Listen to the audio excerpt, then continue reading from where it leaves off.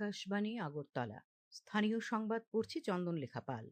এখনকার বিশেষ খবর হলো, মুখ্যমন্ত্রী অধ্যাপক ডক্টর মানিক সাহা বলেছেন, উত্তর পূর্বাঞ্চলের বিকাশ ও যোগাযোগ ব্যবস্থার উন্নতি হলে এই অঞ্চল দক্ষিণ পূর্ব এশিয়ার প্রবেশদ্বার হয়ে উঠবে। পরিবহন মন্ত্রী সুশান্ত চৌধুরী বলেছেন, সড়ক দুর্ঘটনার হার কমিয়ে আনার জন্য রাজ্যের সব জেলায় সুনির্দিষ্ট পরিকল্পনা গ্রহণ করা হবে। ভারত ও নিউজিল্যান্ড ঐতিহাসিক উচ্চাকাঙ্ক্ষী এবং পারস্পরিক উপকারী মুক্ত বাণিজ্য চুক্তি স্বাক্ষর করেছে। উপরাষ্ট্রপতি সিপি রাধাকৃষ্ণন আজ বলেছেন যে দেশ 2047 সালের মধ্যে বিকশিত ভারত গঠনে সরকারি কর্মচারীরা গুরুত্বপূর্ণ ভূমিকা পালন করবেন। এবারে সংবাদ বিস্তারিত। মুখ্যমন্ত্রী অধ্যাপক ডক্টর মানিক সাহা বলেছেন, উত্তর পূর্বাঞ্চলের বিকাশ ও যোগাযোগ ব্যবস্থার উন্নতি হলে এই অঞ্চল দক্ষিণ পূর্ব এশিয়ার প্রবেশদ্বার হয়ে উঠবে। উত্তর পূর্বাঞ্চলের রাজ্যগুলিতে পরিকাঠামো এবং যোগাযোগ ব্যবস্থার উন্নয়নে গঠিত উচ্চ পর্যায়ের টাস্কফোর্সের ভার্চুয়ালভাবে অনুষ্ঠিত তৃতীয় বৈঠকে তিনি আজ কথা বলেন। কেন্দ্রীয় উত্তর পূর্বাঞ্চল উন্নয়ন মন্ত্রক অর্থাৎ ডোনার মন্ত্রী জ্যোতিরাদিত্য সিন্ধিয়া ভার্চুয়ালভাবে বৈঠকে পৌরোহিত্য করেন। অংশগ্রহণ করেন মিজোরামের মুখ্যমন্ত্রী রালদুমা সহ ডোনার মন্ত্রক এবং উত্তর পূর্বাঞ্চলের রাজ্যগুলির পদস্থ আধিকারিকরা। বৈঠকে মুখ্যমন্ত্রী বলেন, উত্তর পূর্বাঞ্চলের রাজ্যগুলির অগ্রগতি উন্নয়নের ব্যাপক সম্ভাবনা রয়েছে, তবে পরিকাঠামো যোগাযোগ ব্যবস্থার সমস্যা এই অঞ্চলের উন্নয়ন ও অগ্রগতির ক্ষেত্রে প্রধান অন্তরায়।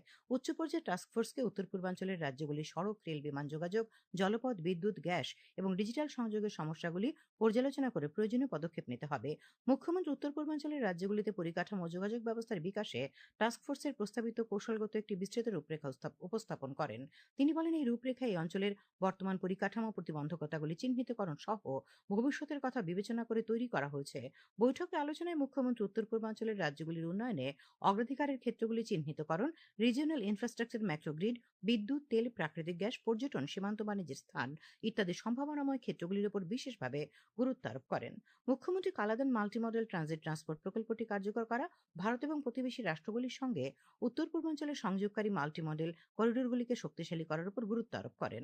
সুসংহত লজিস্টিক হাব, পণ্য পরিবাহী রেল, সমন্বিত শক্তি এবং ডিজিটাল পরিকাঠামোর মাধ্যমে এই অঞ্চলকে বঙ্গোপসাগর এবং আসিয়ান দেশগুলির প্রবেশদ্বার হিসেবে গড়ে তোলার উপর তিনি গুরুত্ব আরোপ করেছেন। তাছাড়া অ্যাক্ট ইস্ট পলিসির মাধ্যমে সামঞ্জস্য রেখে স্মার্ট ডিজিটাল ও উন্নত পরিকাঠামোর মাধ্যমে আসিয়ান দেশগুলির সঙ্গে সংযোগ স্থাপন, স্বল্প, মাঝারি ও দীর্ঘমেয়াদী পরিকল্পনা গ্রহণের উপর জোর দেন তিনি।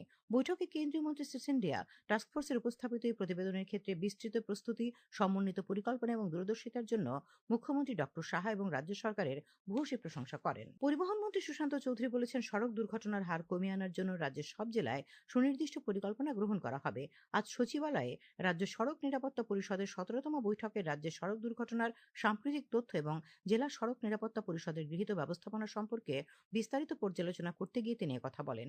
সড়ক দুর্ঘটনার ক্ষেত্রে দেশের শীর্ষ আদালতের নীতি নির্দেশিকা রূপায়ণ, নগদহীন চিকিৎসা পরিষেবা কার্যক্রম এবং কেন্দ্রীয় সরকারের নির্দেশিকা অনুসারে 1 মাসব্যাপী জাতীয় সড়ক নিরাপত্তা মাস উদযাপনের বিষয়সমূহ নিয়ে আজ আলোচনা হয়। বৈঠকে পরিবহন মন্ত্রী জাতীয় সড়ক নির্মাণের ক্ষেত্রে গুণগত মান বজায় রাখা, পথচারীদের জন্য নির্দিষ্ট জোন, ফুটপাত তৈরি করা এবং যথাযথ নিকাশি ব্যবস্থা চালু রাখার জন্য বৈঠকে উপস্থিত NHIDCL এর কর্মকর্তাদের দৃষ্টি আকর্ষণ করেন। এ বিষয়ে তিনি কেন্দ্রীয় সড়ক পরিবহন মন্ত্রী নীতিন গডকরির কাছে চিঠি দেবেন বলে জানান।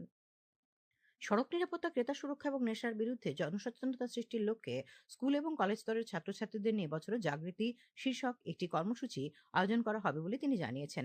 বৈঠকে পথ দুর্ঘটনা হ্রাস করার ক্ষেত্রে জনসচেতনতার পাশাপাশি আইনি নজরদারি ব্যবস্থা কঠোর করা এবং জরিমানা আদায় সহ ড্রাইভিং লাইসেন্স সাসপেন্ড করার বিষয় নিয়ে আলোচনা হয়। আজকের বৈঠকে রাজ্যের 8 জেলার জেলাশাসক এবং পুলিশ সুপাররা ভার্চুয়ালভাবে অংশগ্রহণ করেন। আগামী বছর রাজ্যের বিদ্যালয়গুলিতে ছুটির দিনের বিজ্ঞপ্তি জারি করেছে বিদ্যালয় শিক্ষা দপ্তর। আজ দপ্তরের অতিরিক্ত সচিব নৃপেন্দ্র চন্দ্র শর্মা বিজ্ঞপ্তিতে জানান, আগামী বছর 59 দিন বিদ্যালয়গুলিতে ছুটি থাকবে। তাছাড়া খারাপ আবহাওয়া, জাতীয় বিপর্যয় হলে আরো 2 দিন ছুটি ঘোষণা করা যেতে পারে। আগামী বছর বিদ্যালয়ে গ্রীষ্মের ছুটি চলবে 18 মে থেকে 8 জুন পর্যন্ত। 17 অক্টোবর থেকে 26 অক্টোবর পর্যন্ত পুজোর ছুটি থাকবে। মুখ্যমন্ত্রী অধ্যাপক ডক্টর মানিক সাহা আজ আমতলীর বিবেকনগরস্থিত রামকৃষ্ণ মিশনে রোটারি ক্লাব অব ত্রিপুরার প্রদান করা ভ্রাম্যমাণ ডেন্টাল ক্লিনিক ভ্যানের উদ্বোধন করেন। তিনি অনুষ্ঠানে বলেন, রামকৃষ্ণ মিশন রাজ্যের জন্য একটি মর্যাদাপূর্ণ প্রতিষ্ঠান। তিনি বলেন, শৃঙ্খলার পাশাপাশি এই প্রতিষ্ঠান ভারতীয় সংস্কৃতির ঐতিহ্য ধরে রেখেছে। রামকৃষ্ণ মিশন এই রাজ্যের ভবিষ্যৎ প্রজন্মকে মানবিক মূল্যবোধ সম্পন্ন মানুষ হিসেবে গড়ে তোলার জন্য কাজ করে যাচ্ছে। তিনি আরো বলেন, রামকৃষ্ণ মিশন প্রতিষ্ঠানটি জনগণের মধ্যে সহজাত সংহতির বোধ বিকাশের পাশাপাশি ত্রিপুরার জনজাতি এবং অন্যান্য জনগণকে ঐক্যবদ্ধ রাখতে সক্রিয় ভূমিকা পালন করছে। বিবেকনগরস্থিত রামকৃষ্ণ মিশনের সম্পাদক স্বামী শুভকরানন্দ মহারাজ বলেন, 2026 সালে রামকৃষ্ণ বিদ্যালয়ে বিদেশি ভাষার কোর্স চালু করা হবে। খবর প্রচারিত হচ্ছে আকাশবাণীর আগরতলা কেন্দ্র থেকে। ভারত ও নিউজিল্যান্ড ঐতিহাসিক, উচ্চাকাঙ্ক্ষী এবং পারস্পরিকভাবে উপকারী মুক্ত বাণিজ্য চুক্তি স্বাক্ষর করেছে। প্রধানমন্ত্রী নরেন্দ্র মোদী এবং নিউজিল্যান্ডের প্রধানমন্ত্রী ক্রিস্টোফার লুকসন আজ এই ঘোষণা করেছেন। প্রধানমন্ত্রী মোদী এবং শ্রী লুকসনের মধ্যে টেলিফোনে কথা হয়। উভয় প্রধানমন্ত্রী আগামী 5 বছরে দ্বিপাক্ষিক বাণিজ্য দ্বিগুণ করার পাশাপাশি আগামী 15 বছরে নিউজিল্যান্ড থেকে ভারতে $20 মিলিয়ন বিনিয়োগের বিষয়ে আত্মবিশ্বাস ব্যক্ত করেছেন। প্রধানমন্ত্রী নরেন্দ্র মোদী বলেছেন যে ভারত ও নিউজিল্যান্ডের মধ্যে মুক্ত বাণিজ্য চুক্তি আগামী 5 বছরে দ্বিপাক্ষিক বাণিজ্য দ্বিগুণ করার জন্য ভিত্তি তৈরি করেছে। শিল্প ও বাণিজ্য মন্ত্রী পীযূষ গোয়েল বলেছেন, এই চুক্তি কৃষক, উদ্যোক্তা, শিক্ষার্থী, মহিলা এবং উদ্ভাবকদের জন্য সুযোগ নিয়ে আসবে। তিনি বলেন, ভারত ও নিউজিল্যান্ড আজ যে ঐতিহাসিক মুক্ত বাণিজ্য চুক্তি আলোচনার সফল সমাপ্তির ঘোষণা দিয়েছে, সেটি ইন্দো প্রশান্ত মহাসাগরীয় অঞ্চলের সঙ্গে ভারতের সম্পৃক্ততার ক্ষেত্রে একটি গুরুত্বপূর্ণ অর্থনৈতিক ও কৌশলগত মাইলফলক। উপরাষ্ট্রপতি সিপি রাধাকৃষ্ণন আজ বলেছেন যে দেশ 2047 সালের মধ্যে বিকশিত ভারত হওয়ার উচ্চাভিলাষী লক্ষ্যের দিকে এগিয়ে যাওয়ার সঙ্গে সঙ্গে এই দৃষ্টিভঙ্গিকে বাস্তবে রূপান্তরিত করতে সরকারি কর্মচারীরা গুরুত্বপূর্ণ ভূমিকা পালন করবেন।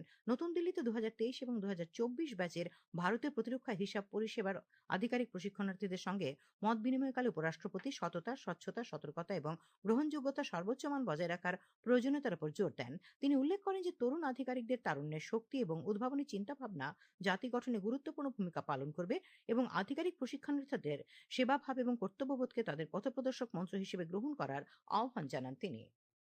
দেশের পঞ্চম প্রধানমন্ত্রী চৌধুরী চরণ সিং এর জন্মদিন আগামীকাল 23শে ডিসেম্বর। এই দিনটি জাতীয় কৃষক দিবস হিসেবে পালন করা হয়, যা দেশের অন্নদাতাদের শ্রদ্ধা জানানোর দিন।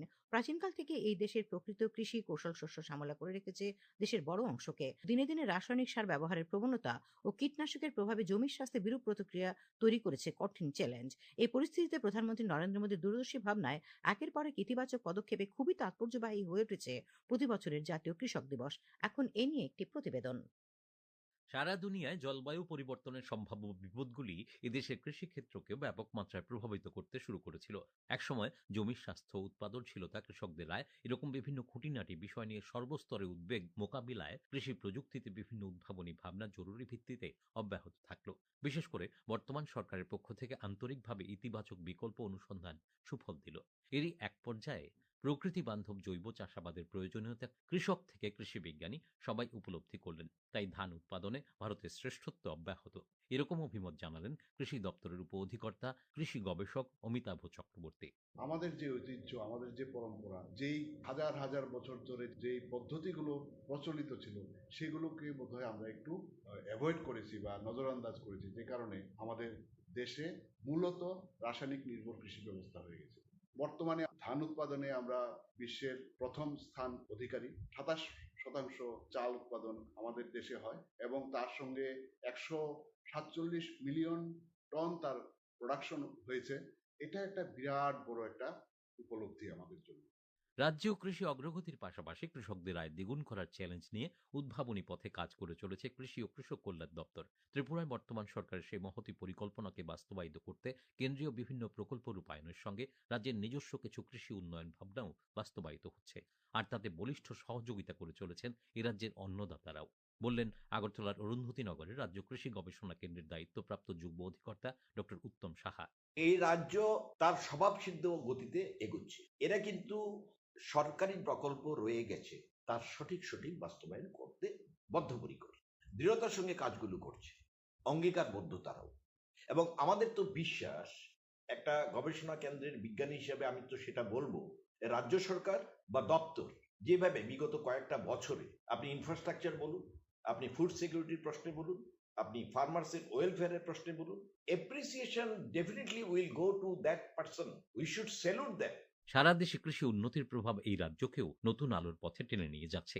জাতীয় কৃষক দিবসের প্রাক সন্ধ্যায় সেটাই বোধহয় কিষান কা বেটা চৌধুরী চরণ সিং এর জন্মদিন উদযাপনের ক্ষেত্রে আদর্শ বার্তা বহন করছে। সংবাদ কক্ষ থেকে সুমন ভট্টাচার্য, আকাশবাণী, আগরতলা। বাংলাদেশের সংবাদ মাধ্যম ও সংখ্যালঘুদের ওপর হামলার তীব্র নিন্দা জানিয়েছে ত্রিপুরা জার্নালিস্ট ইউনিয়ন। ইউনিয়নের সদস্যরা আজ আগরতলা প্রেস ক্লাবে কালো ব্যাজ ধারণ করে প্রতিবাদ কর্মসূচিতে সামিল হন। আবহাওয়া, আগামীকাল আকাশ সাধারণত পরিষ্কার থাকবে। সকালে পশ্চিম জেলা, খোয়াই, সিপাহী জেলা, গোমতী ও দক্ষিণ ত্রিপুরা জেলার কিছু স্থানে ঘন কুয়াশা পড়ার সম্ভাবনা রয়েছে। আগামীকাল দিনের সর্বোচ্চ তাপমাত্রা 28 ডিগ্রি সেলসিয়াস এবং সর্বনিম্ন 15 ডিগ্রি সেলসিয়াসের কাছাকাছি থাকবে। আজ সর্বোচ্চ তাপমাত্রা ছিল 27.7 ডিগ্রি সেলসিয়াস এবং সর্বনিম্ন 15 ডিগ্রি সেলসিয়াস। শেষ করার আগে খবরের বিশেষ অংশগুলি আরেকবার। মুখ্যমন্ত্রী অধ্যাপক ডক্টর মানিক সাহা বলেছেন, উত্তর পূর্বাঞ্চলের বিকাশ ও যোগাযোগ ব্যবস্থার উন্নতি হলে এই অঞ্চল দক্ষিণ পূর্ব এশিয়ার প্রবেশদ্বার হয়ে উঠবে। পরিবহন মন্ত্রী সুশান্ত চৌধুরী বলেছেন, সড়ক দুর্ঘটনার হার কমিয়ে আনার জন্য রাজ্যের সব জেলায় সুনির্দিষ্ট পরিকল্পনা গ্রহণ করা হবে। ভারত ও নিউজিল্যান্ড ঐতিহাসিক উচ্চাকাঙ্ক্ষী এবং পারস্পরিকভাবে উপকারী মুক্ত বাণিজ্য চুক্তি স্বাক্ষর করেছে। উপরাষ্ট্রপতি সিপি রাধাকৃষ্ণন আজ বলেছেন যে 2047 সালের মধ্যে বিকশিত ভারত গঠনে সরকারি কর্মচারীরা গুরুত্বপূর্ণ ভূমিকা পালন করবেন। স্থানীয় সংবাদ আজকের মতো এখানে শেষ হলো।